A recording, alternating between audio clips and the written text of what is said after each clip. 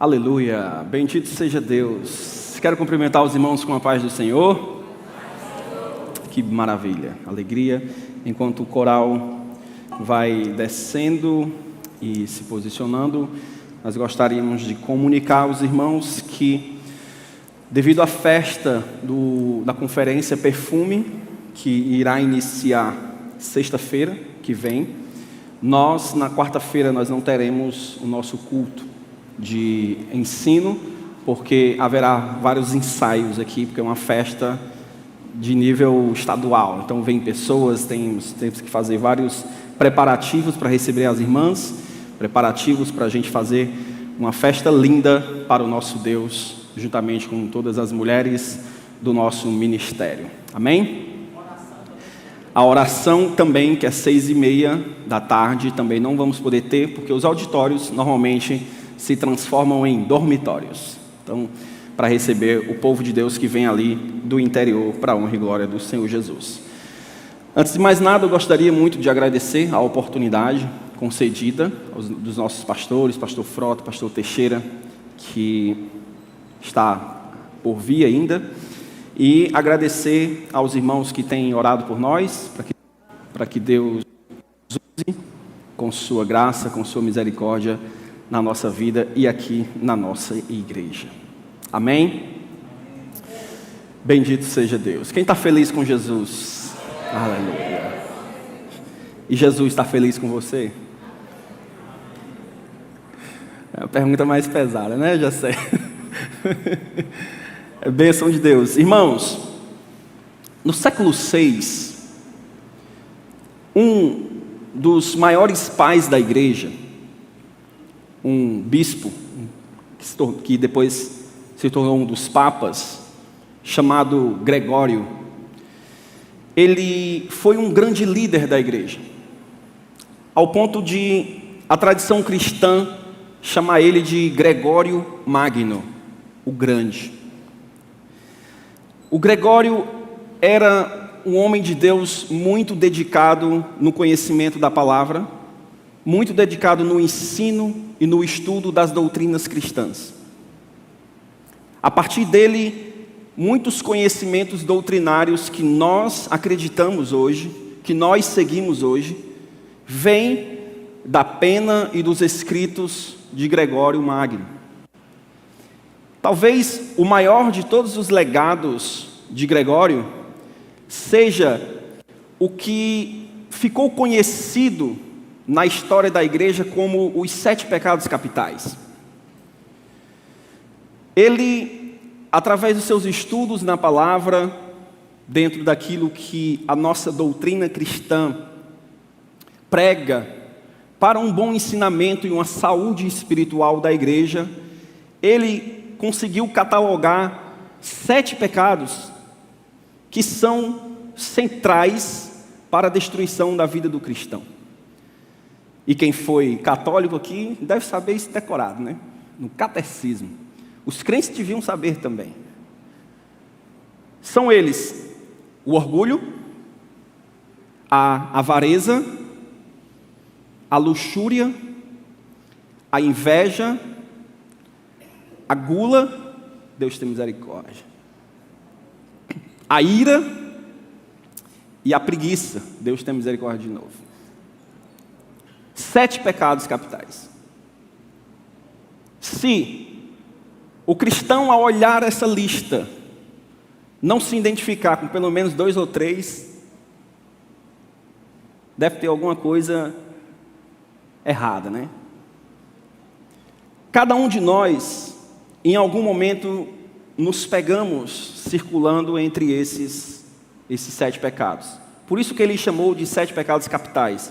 São aqueles que são mais comuns dentro do povo de Deus. E perguntaram para Gregório qual desses 7 pecados ele achava que era o pior de todos. E tanto Gregório quanto Tomás de Aquino foi unânime em falar que o pior de todos os pecados é o orgulho. O Tomás de Aquino chegou ao ponto de dizer que o orgulho, ele é a mãe e a rainha de todos os vícios. Para eles, qualquer pecado que o ser humano cometa, ele nasce a princípio de um coração orgulhoso. O orgulho seria então a mãe e a rainha de todos os pecados. E o que é o orgulho? O que é, biblicamente falando, o pecado do orgulho? Acima de tudo, o orgulho ele é rejeitar Deus como o centro de todas as coisas. É você colocar-se acima de todas as pessoas e você colocar-se acima de Deus. Todo pecado nasce desse sentimento. Todo adúltero é alguém que colocou a si mesmo acima do outro.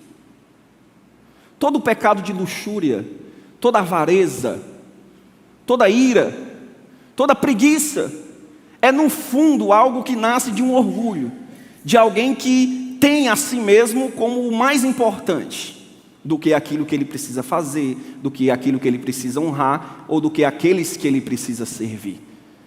Tomás de Aquino e Gregório Magno estão certos, na minha opinião. Eu também acho que o pecado o pior de todos é o orgulho. Na verdade, eu acho que foi o orgulho que fizeram com que Adão e Eva desobedecessem a Deus no jardim.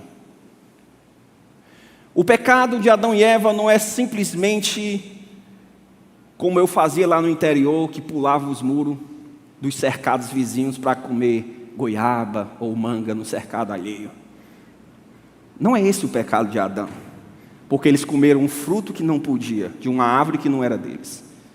O pecado de Adão foi tirar aquilo que Deus o ensinou e obedecer ao que Deus ensina significa honrar a pessoa de Deus. Ninguém honra a Deus de lábios quando o seu coração está distante em desobediência. Então, quando se fala em honrar a Deus, isso está estritamente ligado à obediência àquilo que Ele fala. Ninguém pode dizer que honra a Deus se não o obedece.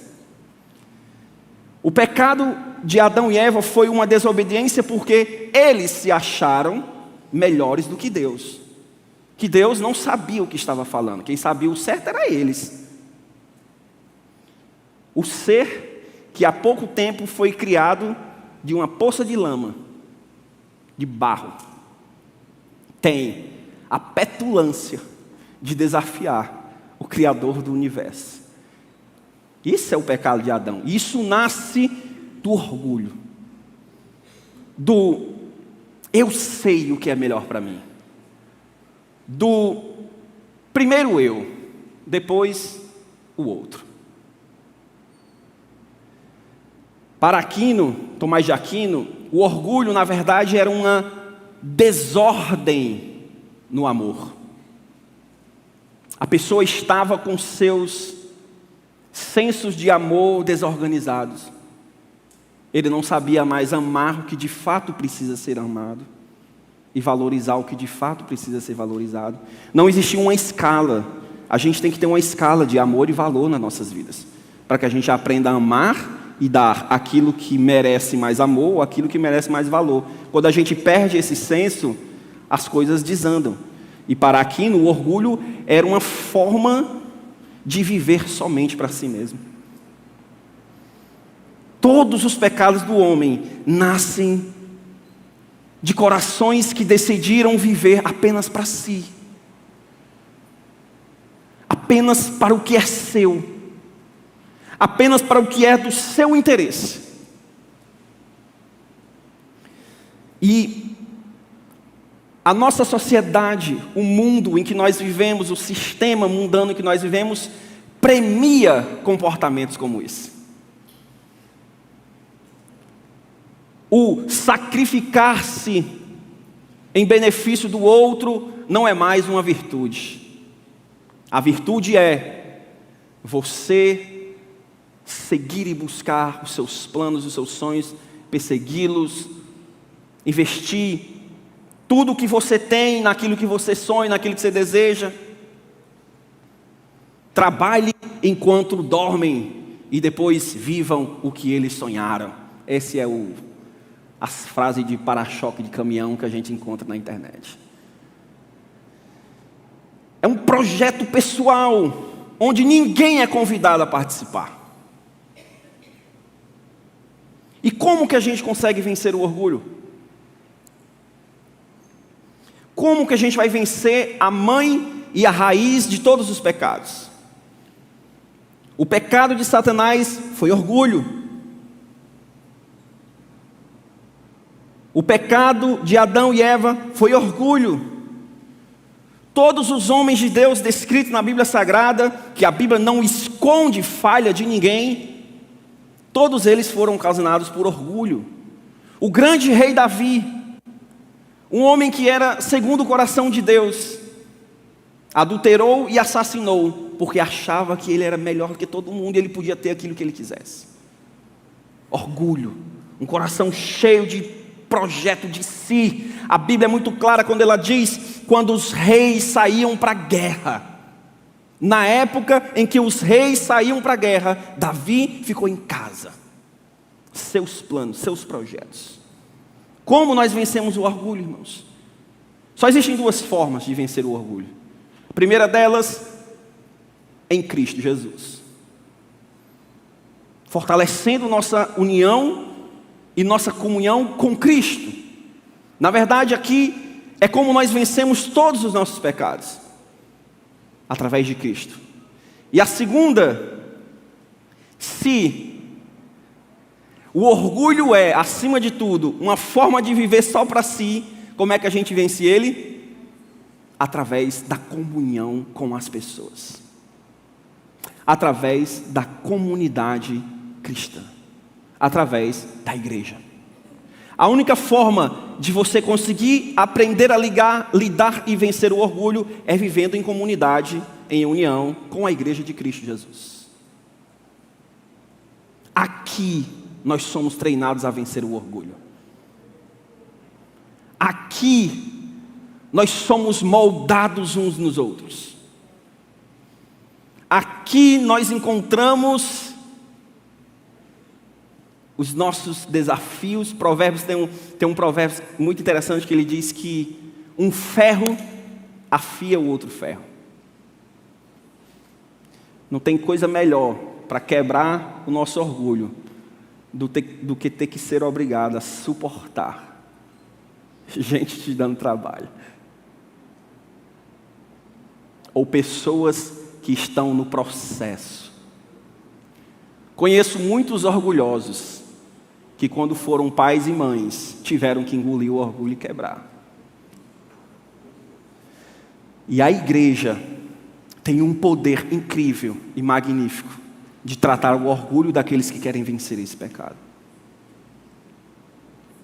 Então, a vida em comunidade e a vida em Cristo é a melhor solução para vencer a mãe de todos os pecados. E é por isso que nós vamos falar disso essa noite. Vamos falar sobre a nossa união como o corpo de Cristo. Abra sua Bíblia comigo em 1 Coríntios, capítulo de número 12.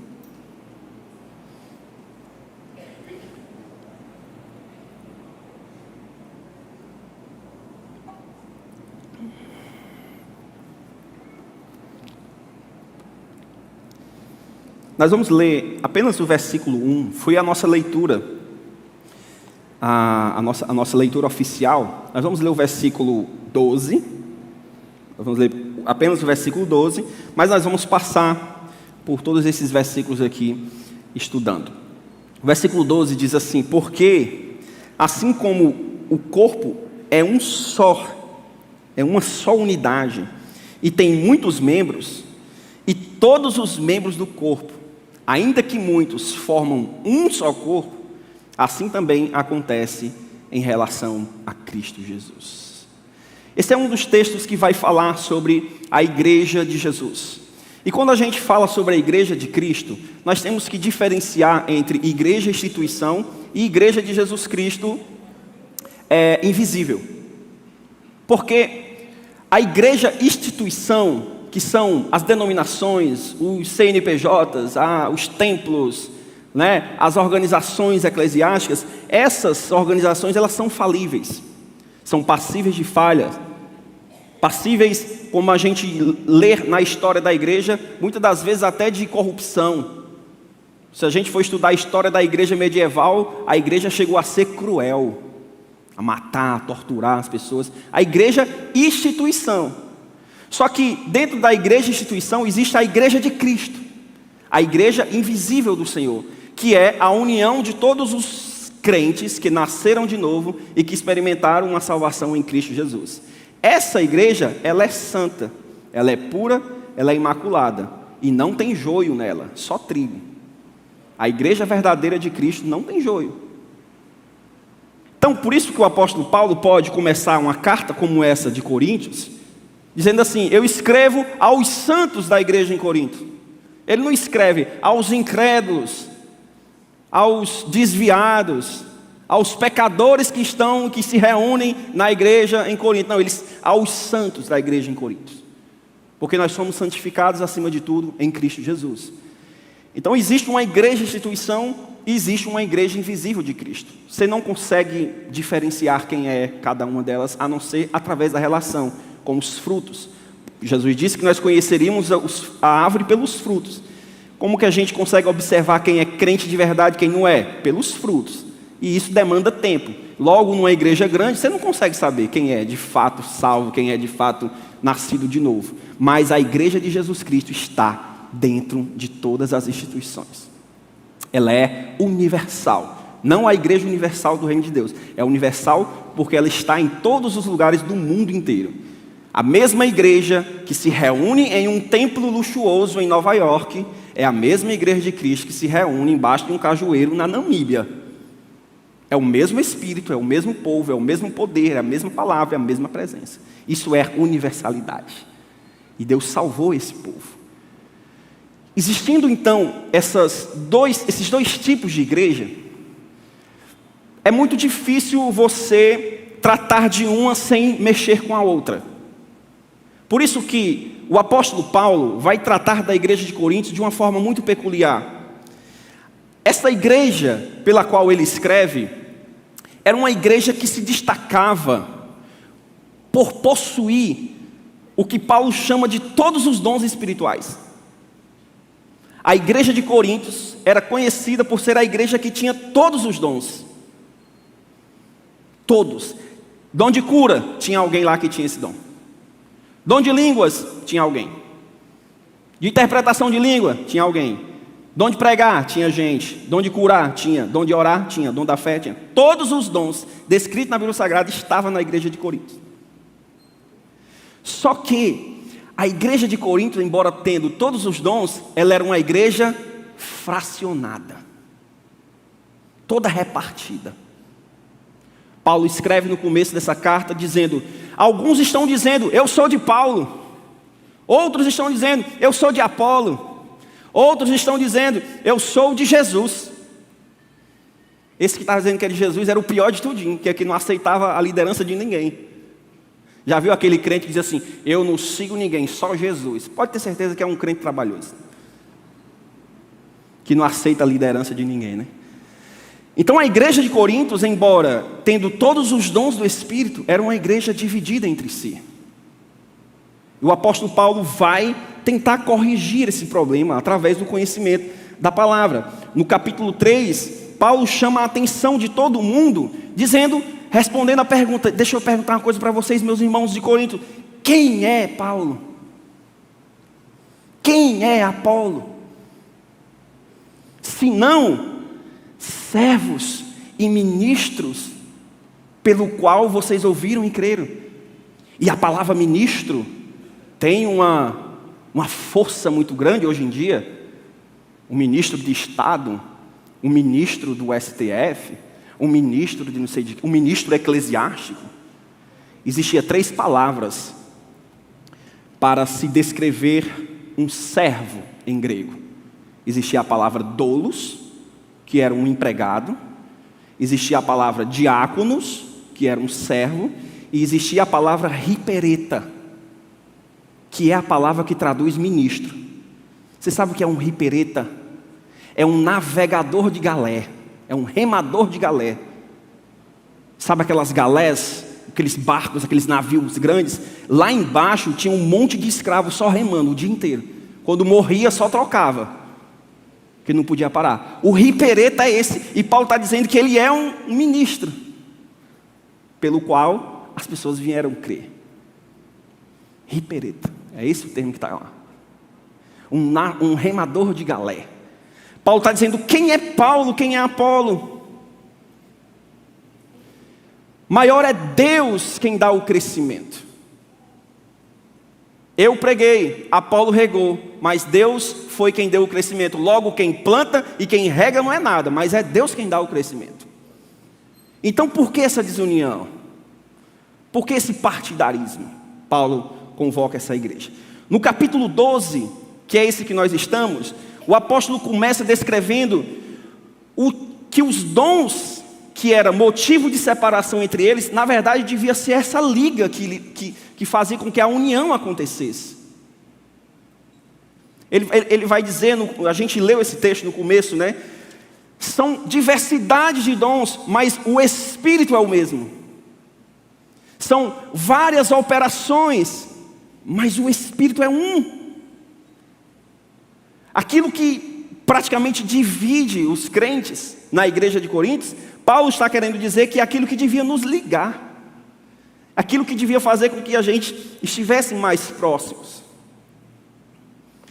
A igreja que tem as suas bases apenas em manifestações de dons, não é uma igreja saudável. Os dons são muito importantes na igreja.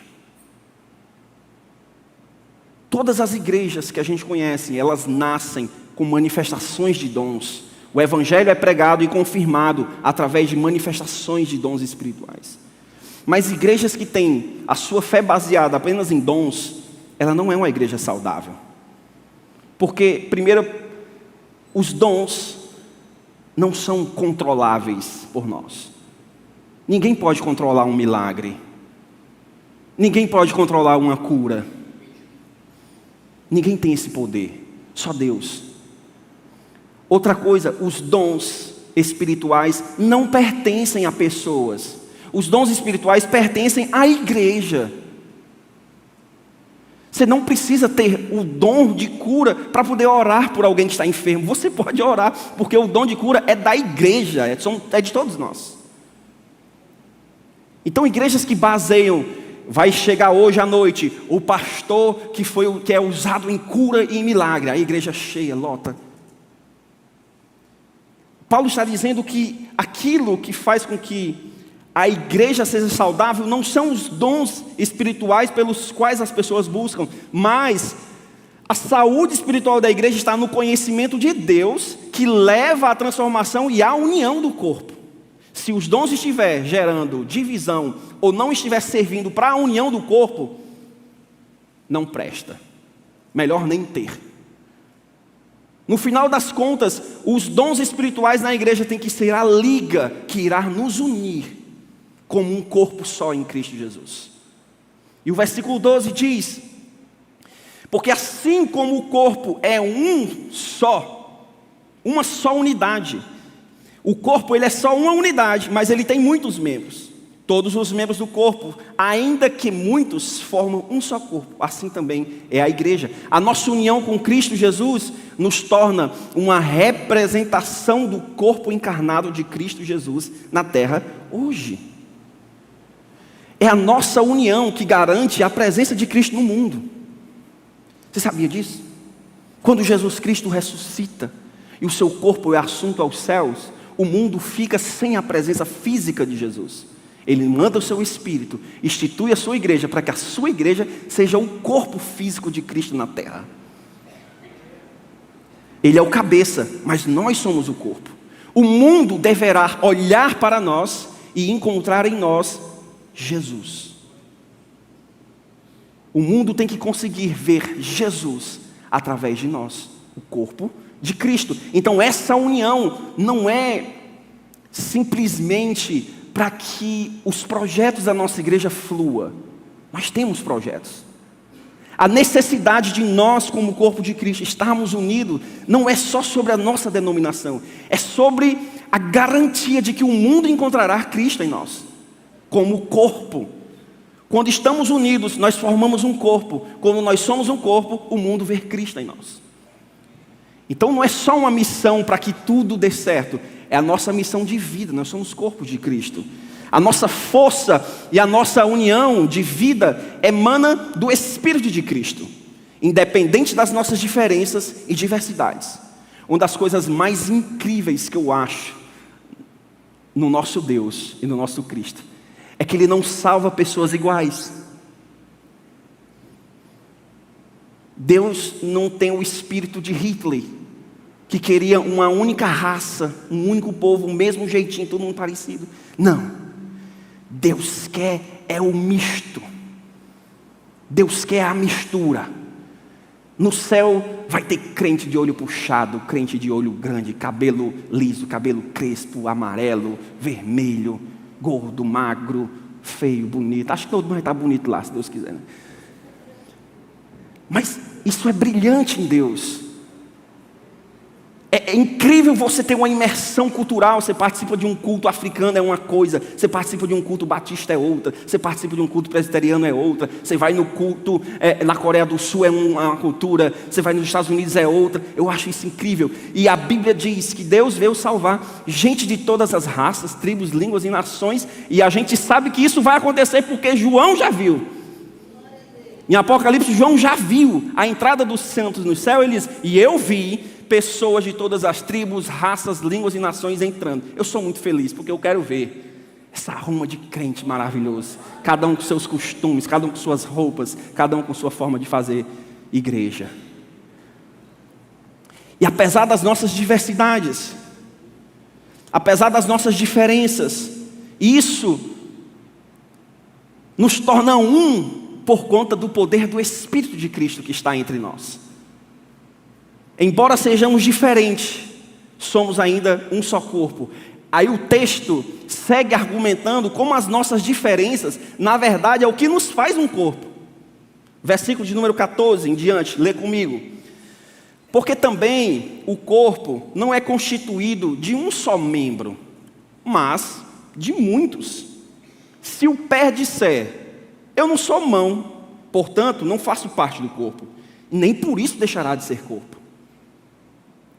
E se a orelha disser, eu não sou olho, e portanto não faço parte do corpo, nem por isso deixará de ser um corpo. Se o corpo todo fosse olho, onde estaria o ouvido? Se o corpo todo fosse ouvido, onde estaria o olfato? Mas na realidade, Deus colocou os membros do corpo, cada um conforme Ele quis. E se todos fossem um só membro, onde estaria o corpo? Portanto, há muitos membros, mas um só corpo.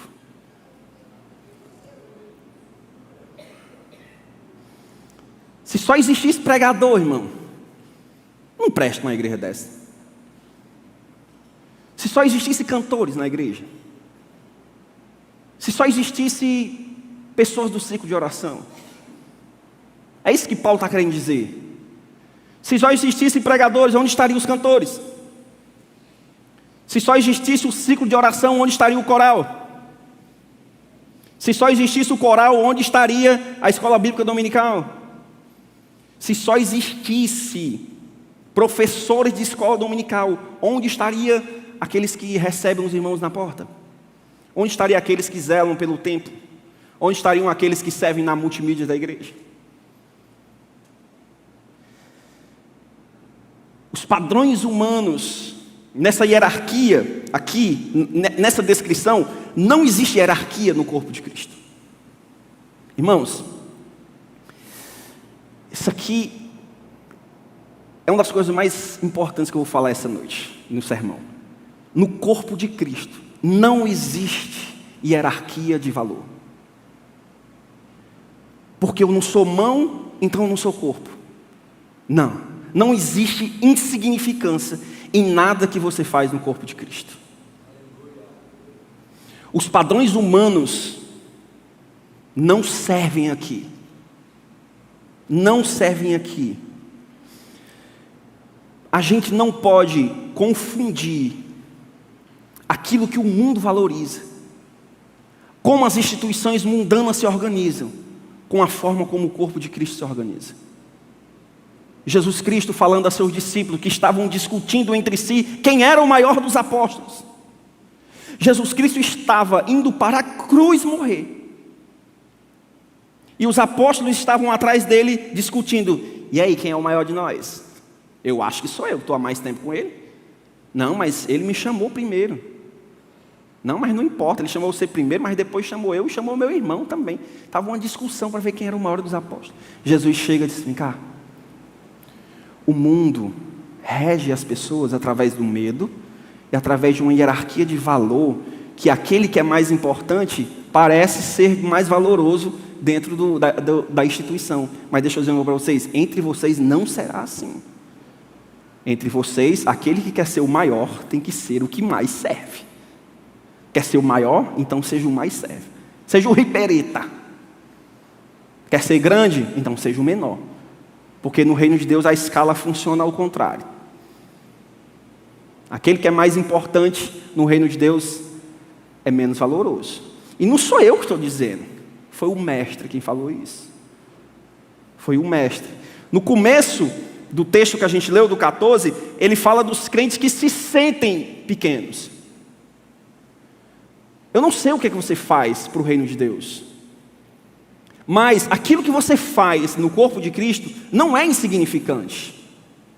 Paulo está dizendo isso. Tem pessoas na igreja que acham que porque não é mão, não faz parte do corpo. Do versículo 14 até o 20, ele fala para essas pessoas que se sentem pequenas, porque o seu trabalho na igreja parece não ser visível. E ele está dizendo que isso é um juízo de valor errado. A partir do versículo 21, ele vai falar do contrário. No começo ele trata dos membros que se sentem insignificantes. Agora ele vai tratar dos membros que se acham que é alguma coisa, porque é visível. Porque todo mundo está vendo o que ele está fazendo. Versículo 21. E o olho não poderá dizer à mão: eu não tenho necessidade de ti. Nem ainda a cabeça pode dizer aos pés: eu não tenho necessidade de você. Pelo contrário, os membros do corpo que parecem ser mais fracos são essenciais.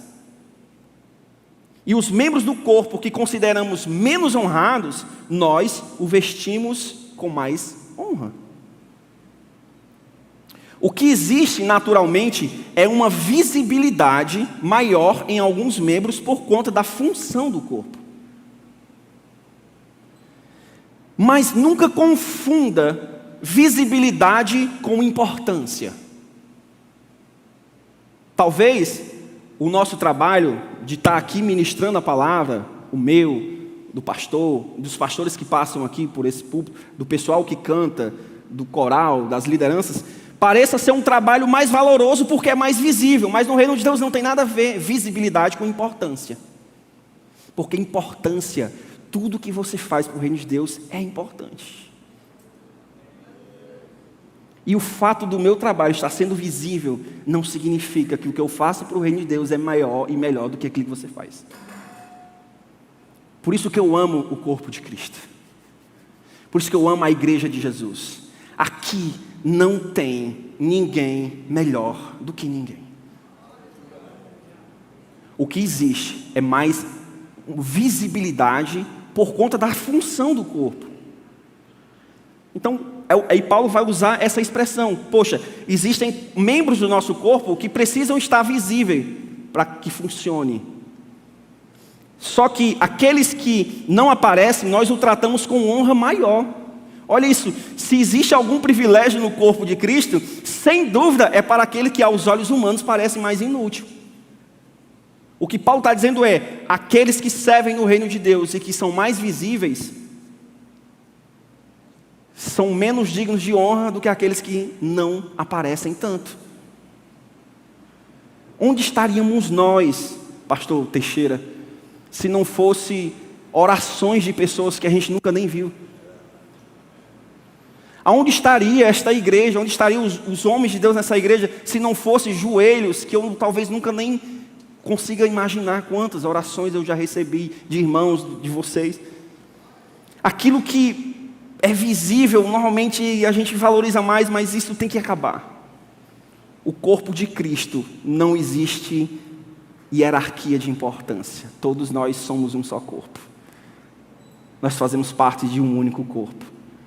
E existe ainda mais um equilíbrio. Versículo de número 24, finalzinho do versículo 23, diz assim: os que estão e os que nós são vergonhosos, nós vestimos com uma dignidade especial. Ao passo que os membros mais apresentáveis não têm necessidade disso. Mas Deus formou o corpo de tal maneira que concedeu muito mais honra àquele que tinha falta de honra. E o versículo 25 diz: para que não haja divisão no corpo, mas para que os membros tenham igual cuidado uns pelos outros.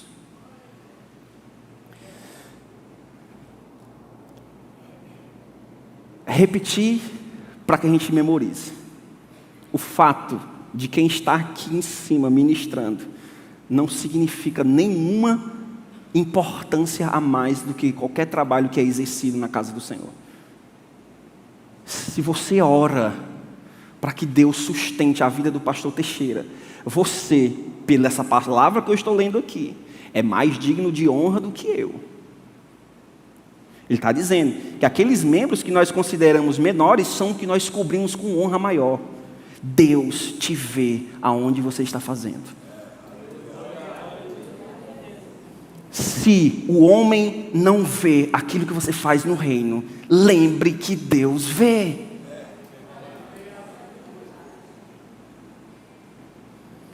A gente não pode esquecer isso, irmãos, que quem dá o sentido de valor das coisas não são os homens. No dia que a gente conseguir entender isso e parar de pautar as nossas ações, as nossas vidas pelo que o homem valoriza, mas sim pelo que Deus valoriza, a gente será outra pessoa. Deus está dizendo: irmãs do ciclo de oração, que se ajoelha e ora pelo cuidado, pelo trabalho da igreja, é mais importante do que gente que aparece, que prega, que está o tempo todo com o microfone na mão. Eu não estou falando demagogia, irmão, não quero aqui fazer uma falsa humildade, eu estou falando daquilo que a palavra de Deus diz. Nós não estaríamos aqui se não fosse o corpo de Cristo funcionando em sua completude. Aquilo que a gente tem como divisor, na verdade, tem que ser aquilo que nos une. Cada um fazendo a sua função e o corpo funcionando de forma perfeita. Esse é o convite de Cristo. Esse é o ensino do apóstolo Paulo. Aonde há honra e valor mútuo, não há desunião. Pois é isso que mais gera sofrimento no corpo. É a falta de cuidado um com o outro. O que gera separação, o que estava gerando divisão na igreja de Coríntios, é porque cada um estava pensando no que é de si, no seu pequeno grupo, naquilo que era seu, gerando dificuldade e desunião com a outra pessoa. Isso danifica o funcionamento do corpo de Cristo. A falta de cuidado um com o outro. O versículo de número 26 diz: se um membro sofre, todo o corpo sofre com ele. E se um membro é honrado, todos os outros se alegram junto com ele. Quando o corpo está unido, se um sofre, todo mundo sofre. E eu quero pedir permissão ao Vinícius para compartilhar aquilo que você compartilhou conosco lá no cemitério, quando a gente estávamos lá. E a luta que o irmão Vinícius passou foi um sofrimento para todos nós. Não foi um sofrimento só deles. Não foi só eles que perderam noite de sono, fomos nós todos. Porque se a gente se propor de fato a viver uma união no corpo de Cristo, isso tem que acontecer. Isso tem que incomodar a gente. A dificuldade e a luta do irmão precisa nos incomodar. E o Vinícius compartilhando que já havia cantado e pregado muitas as vezes nesses textos aqui, que fala da igreja como um corpo. Mas hoje ele podia saber que vivia de fato isso em realidade. Ele falando que não teve nem tempo de ficar triste, porque sempre tinha alguém da igreja lá para levar uma comida, conversar com ele. Então toda noite tinha um irmão lá para consolá-lo, Isso é corpo, né? E não só nos momentos de dificuldade, nos momentos de alegria também a gente precisa celebrar juntos. Não tem coisa pior do que pessoas que se entristecem com o sucesso do outro. Não existe nada, acho que não tem um sentimento mais anticristão do que você descobrir que alguém se deu bem e aquilo te causar mal, te causar incômodo. Isso é fora do corpo de Cristo. No corpo de Cristo a gente quer se alegrar uns com os outros. O versículo de número 27 diz: vós sois o corpo de Cristo e individualmente você é membro desse corpo. Cada um de vocês é membro de um corpo maior. Estar ligado ao corpo é essencial para a sua vida.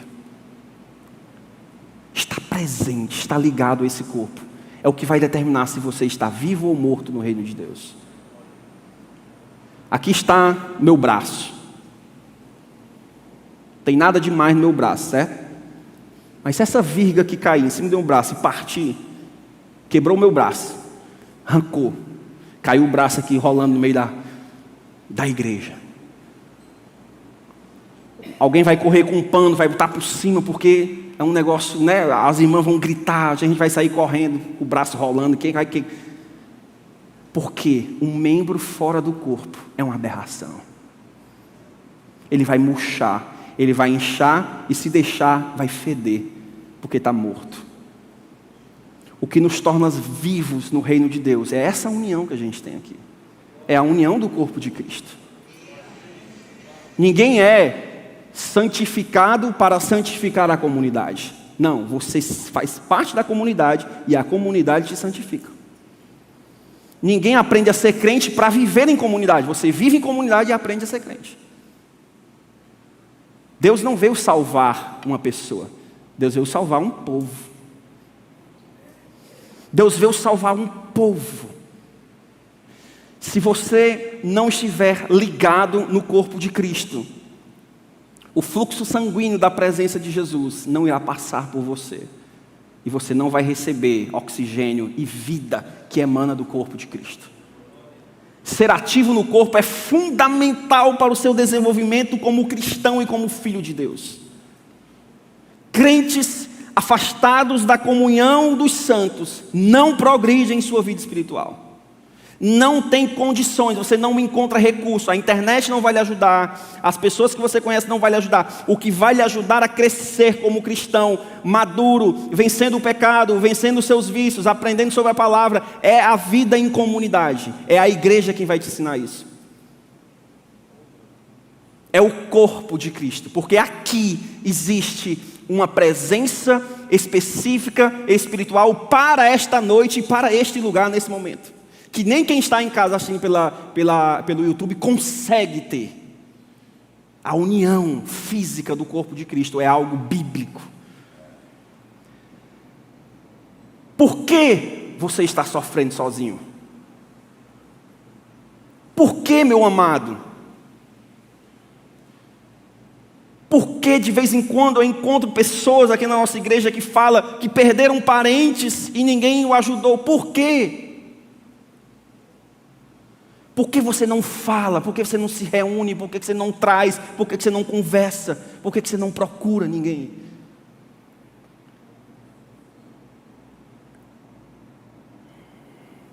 Por que você está sendo honrado sozinho? Por que ninguém sabe das suas conquistas? Deixe que a gente celebre junto com você. Passou no vestibular, conseguiu uma promoção, fale para os seus irmãos, fale para a gente se alegrar junto, irmãos. Isso fortalece a nossa fé. Deus lhe curou, Deus lhe salvou, Deus fez um milagre. Compartilhe isso com alguém, pelo amor de Deus, para que a gente possa ser edificado em nossa fé, irmãos. Isso é viver em comunhão. Se você está com um problema, procure alguém. Vai ter, mas irmãos, eu não sei, as pessoas são tão frias. Vai ter alguém Eu sei que na igreja existem pessoas que não estão nem aí, mas existem pessoas que querem viver o reino. E essas pessoas que você precisa encontrar. Você não precisa sofrer sozinho. A gente está aqui junto, irmãos. Você não precisa se alegrar sozinho. Compartilha com a gente, irmãos. Faz um chazinho com bolacha, creme crack, chama a gente lá para se alegrar. Não, amorinha? Então é lá, então não? Isso é vida de comunhão. Para a gente encerrar, não existe insignificância no reino de Cristo, no corpo de Cristo, pois cada um de nós é um representante visível do corpo de Cristo Jesus. Não tem insignificância. Nunca esqueça isso. Ah, irmão, mas a única coisa que eu sei fazer é entregar um folheto quando eu estou no ônibus. Ah, a única coisa que eu sei fazer, irmãos, eu não sei cantar, eu não sei falar. A única coisa que eu sei fazer é orar. Ou a gente não sabia onde a gente estava se não fosse esse tipo de coisa. Vamos ficar de pé?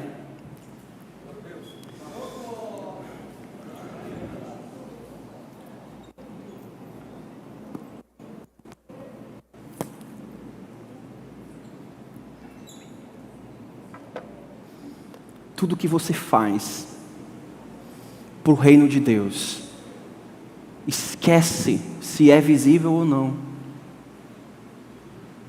90% daquilo que a gente faz, daquilo que eu faço para o Senhor no reino, é fora de holofote. Um momento desse de pregação é um momento de celebração que a gente tem juntos, onde eu compartilho aquilo que Deus tem me capacitado. Mas a grande maioria da minha vida é longe disso aqui. Boa parte da minha vida eu passo em casa estudando, conversando com os irmãos, né, me encontrando com as pessoas. Porque eu sei que isso é a coisa mais importante na vida de igreja. Então não tenha por insignificante qualquer coisa que você faz. Faça isso com fidelidade, sabendo que você é um membro visível do corpo de Cristo. E que Deus honra mais aquilo que você faz do que aquilo que é visivelmente apresentado no corpo. Ele disse que os membros que menos aparecem são o que nós vestimos com mais honra. Aquilo que você faz no oculto. No oculto, Ele te vê e Ele te recompensa. Muitas das vezes, as coisas que nós fazemos de forma visíveis, Deus já nos recompensou. Minha maior recompensa talvez seja só aparecer mesmo. Mas não é isso que eu quero. Eu quero que o Pai que me vê em secreto nos recompense. Ele te vê onde você está, onde você faz, o que você faz. Talvez você aqui nesta noite esteja em dúvida, pensando assim: o que eu posso fazer para o reino de Deus? Irmão Derek, eu vi o que você falou, eu concordo com o que você disse, mas eu não sei nem se eu já cheguei a fazer alguma coisa para o reino. Eu gostaria tanto de descobrir qual é o meu chamado, o que é aquilo que Deus quer na minha vida, o que é que eu posso contribuir para o reino de Deus. E a primeira coisa que você precisa entender é: você precisa valorizar a união no corpo de Cristo. Normalmente, aquilo pelo qual Deus nos chama é aquilo que nos incomoda na igreja. Sabia? Eu acho que a igreja podia ser mais assim. Talvez Deus esteja te chamando para ser assim. Eu acho que a igreja podia visitar mais os hospitais. Quem sabe não é Deus te chamando para fazer isso. Eu acho que a igreja podia ser mais participativa nisso, participativa naquilo. Quem sabe isso não é Deus queimando o seu coração para que você entenda o seu chamado para você fazer. Que você saia hoje daqui decidindo em seu coração de que você não vai ser infrutífero no reino de Deus. Talvez você esteja esperando que haja uma oportunidade para que você sirva a Deus em uma coisa que você julga que seja importante, e na verdade Deus precisa que você faça outra coisa que você julga não ser importante, mas que é crucial para o reino de Deus. E alguns aqui precisam aprender a decidir entre o que é visível, entre o que é do seu interesse e o que é do interesse de Deus. Será que você está disposto a negar-se a si mesmo e viver o projeto de Deus para a sua vida? Entender o chamado de Deus? Eu sei que você não quer ser infrutífero. Você precisa frutificar no reino de Deus. Saia hoje à noite com essas duas decisões em seu coração. Deus, eu quero frutificar no teu reino. Me mostra aonde eu posso fazer isso.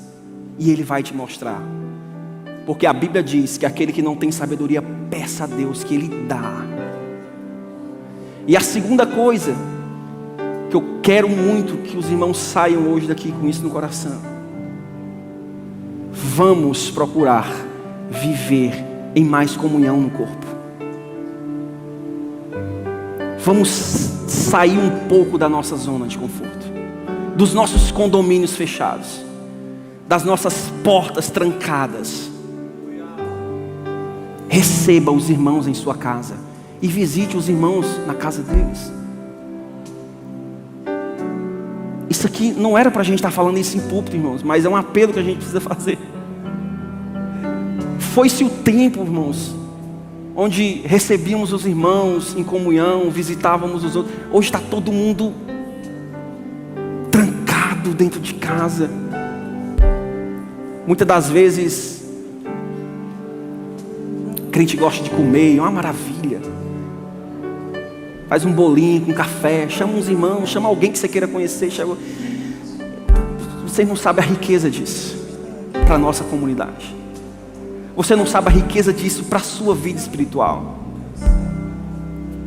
Você quer dar um salto de maturidade cristã e espiritual? Abra as portas da sua casa e entre em comunhão com os irmãos.